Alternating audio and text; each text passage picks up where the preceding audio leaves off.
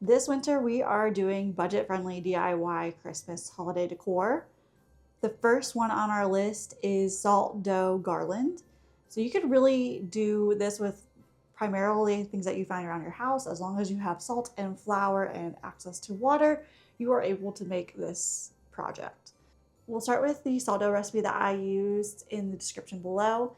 I actually halved this recipe because I knew I did not need that much. So I actually halved it, and that ended up being exactly what I needed for my project. I also had Snowflake cookie cutters left around for my wedding almost 7 years ago. So this project cost me $0. I already had the flour, I already had the salt, and I already had a rolling pin and a cookie cutter of my choice. You could use anything that you find in your house. For the ornament shapes, I use a peanut butter lid. So definitely get creative with the kind of shape that you want. You can always just make your own stencil as well, or just cut it with a butter knife if you really wanted to get more unique with it. With the snowflake cookie cutter, it did end up looking more like stars, but that's okay. So with that, once you've mixed all the ingredients together and it feels kind of like a Play-Doh-y consistency, you will roll it out on some parchment paper or other smooth surface and cut out the shapes that you want.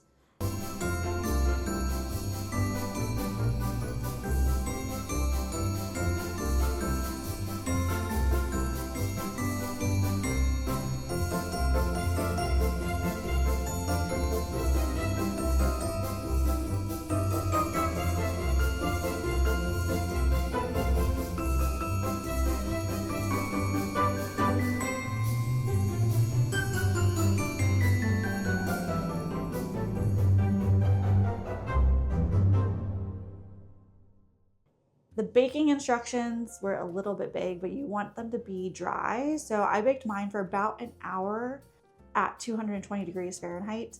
It took about an hour for all of mine to cook, but it could take yours more or less depending on environmental factors in your oven. So definitely continue to watch it so you don't burn them, but you want to make sure that they're dry.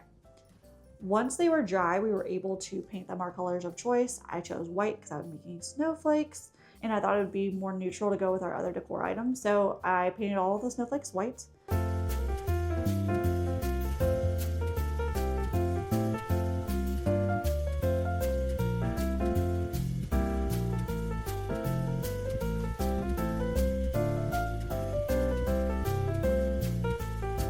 Took me a lot longer than I thought.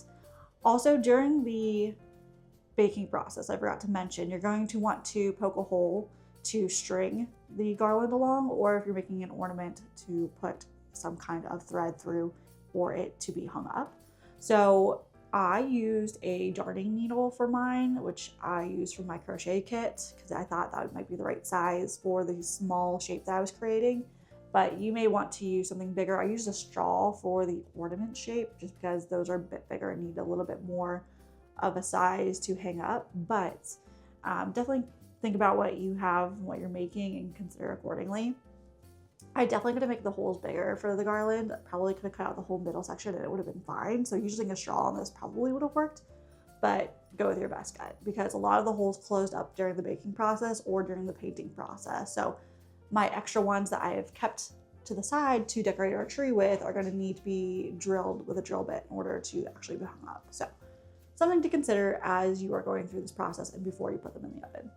I just painted one coat on each side of my snowflakes and called it a day. I'm not trying for it to be perfect. It's going to look homemade. I know it's going to look homemade, and I was not going to spend any more time on it. So I painted them all, let them all dry, and then the following day I strung them up on embroidery floss.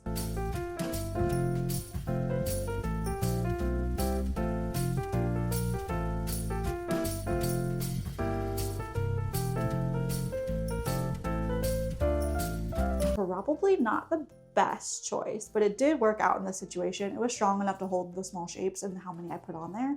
And then I tied those to my stocking holders on my fireplace, and that seems to be holding for right now. So definitely an easy, budget-friendly decor item. Cost me $0. If you didn't have flour and salt, it might cost you like $4, $5 at most. And it looks relatively cute for a DIY homemade project, and I can use them over and over again in the future. The next DIY decor item that we're making is going to be a thrifted fabric garland.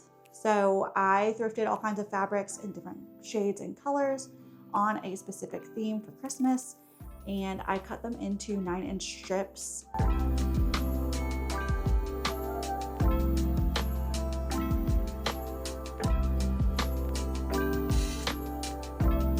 I then used pinking shears to cut around the edges because I did not want to spend time sewing the edges.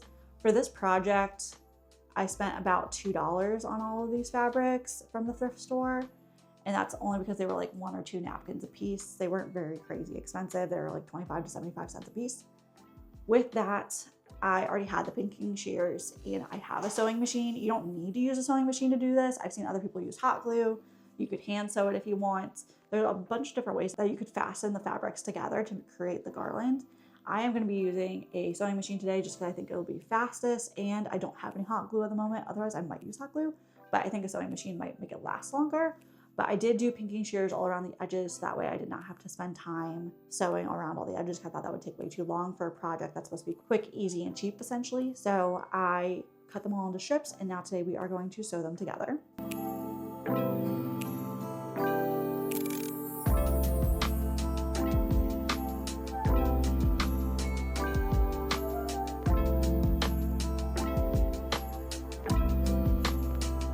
Last on my list, I had some extra leftover 2x4s and 2x6s that we used when we built our greenhouse. And so I am going to put those together, probably going to be using the hot glue that's going to come later this week, and glue those together. I'm going to paint them white, paint on some faces, maybe give them a scarf with my extra fabric, and glue them together. This project cost me, again, the cost of the hot glue, which is going to be spread out across multiple projects in my home. So maybe 20 cents in total. Of course, I had the extra wood laying around. It wasn't necessarily like I went and bought it. If you went to go buy the wood, it might be obviously $5 to $10. I would just ask around for your family and friends who, work on DIY projects and see if they have any extra pieces of wood around. They do not have to be perfect. These are supposed to be DIY looking. They're supposed to look homemade. And that is the expectation I have going in. I already had the paint, I had the wood, and I am just waiting on the glue sticks to arrive to glue the pieces together. So we are all set to go to make this DIY snowman. For this, I'm just going to be painting them completely white. I use this little block just to get it off the table a little bit.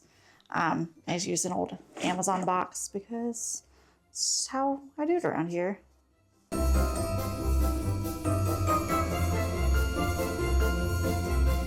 All right, now that we have finished the top half of the one, I'm gonna let that dry before I do the bottom, and I'm gonna move on to snowman number 2.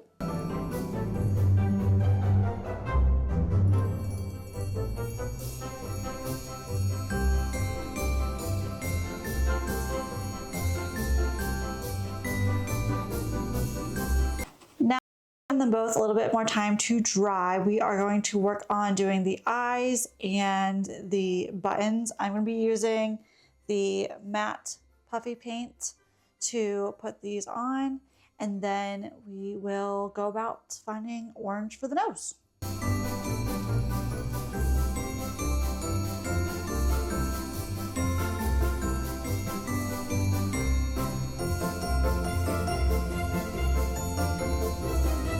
If you have any ideas for budget-friendly DIY Christmas holiday decor items, please leave them in the comments below. I am always looking to decorate. I will need ideas for next year, so definitely let me know below. If there's anything that worked for you that I didn't think of, let me know, and I'll see you next time.